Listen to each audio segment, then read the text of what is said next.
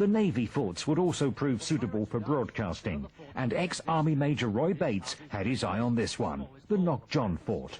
Unoccupied and rusting since the end of the war, the forts were first exploited by screaming Lord Such. Others, like Roy Bates, the owner of Radio Essex, followed. In the early days here, the Thames Estuary was rather like the Spanish Main, with radio pirates capturing and losing forts regularly. Bates, an 8th Army veteran, calls it the land of the strong right arm. He should know, for single-handed, he boarded his fort and threw off some squatters from a rival radio station, who had previously thrown his men off. Bates still makes it difficult for anyone to get on, even though the swashbuckling days are over and the grey flannel suit has replaced the polo neck sweater.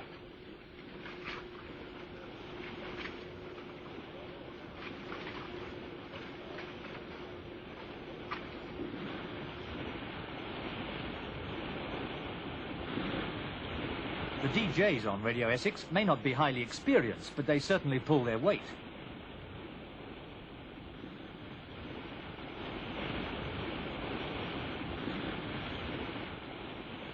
Bates paid nothing for the fort, he just took it. He says he couldn't have bought a place like it for £1 million. The station itself cost him £45,000 to set up. Oh, well, I'd like to remind you now that you're listening to Radio Essex. At the time it's 20 minutes before the hour of 2 o'clock, and at 2 o'clock we have the news for you, and that will be read by David Sinclair. The news is every 2 hours on the hour, and right now we're going to hear from Dion Warwick. By Hal David, Burt Bacharach composition, this. I smiled yesterday. So I smiled yesterday. DJs here get from £12 to £25 a week, but unlike the bigger pirates, do longer shifts and stay out for 5 weeks. Unlike the ships, the forts are high out of the water to send a good signal. Expenses on crew and ship are saved, and they're stable on the seabed.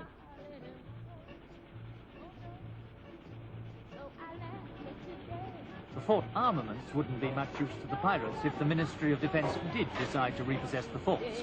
The guns fired their last shot in anger years ago. Essex plans to boost its signal soon to get into London. Though small, it's the first 24-hour pirate station, and very popular with night shift workers.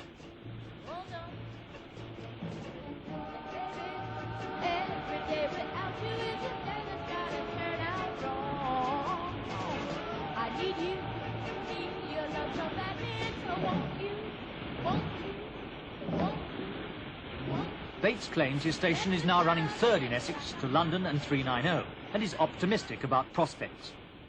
Do you think there is a vast untapped advertisers' revenue waiting? I mean, is there... Oh, yes. I mean, have you got a license to print your own banknotes at a station like this? No, it's not as easy as that. But every day, every week, every month, more and more business people and more businesses are becoming educated to use commercial radio. And this is as it should be. What sort of increase could you see in the market? I wouldn't like to foresee it, because I would like to see radio used for every form of advertising that there is used in every other media now, and this is the proper way to use it.